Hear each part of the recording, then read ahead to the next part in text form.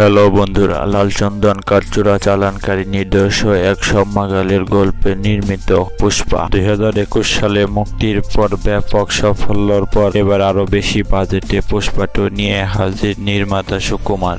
Cinema দুনিয়া কাঁপাচ্ছে। পুষ্পার ঝড়ে পুষ্পাদার রাইজের গল্পে যেখানে শেষ হয়েছিল সেখান থেকেই শুরু পুষ্পা 2 এর যাত্রা, যেখানে চকচকে সাজ, অলংকার আর নেল পালিশের সাজসজ্জ। পুষ্পা এক দুর্ধর্ষ সম্মাগলার দমদমার ব্যাকগ্রাউন্ড মিউজিকের পুষ্পা 2 অন্যতম আকর্ষণ। ছোটবেলার মেন্টাল তোমাকে বর্তমানের পুষ্পার যেভাবে ধারণ করেছেন তাতেই বোধহয় সিনেমা প্রেমীরা পুষ্পার লম্বা শুটিং শিডিউলের আলোকে সবচেয়ে বেশি কষ্ট করতে হয়েছে নারী গেটআপ নিতে।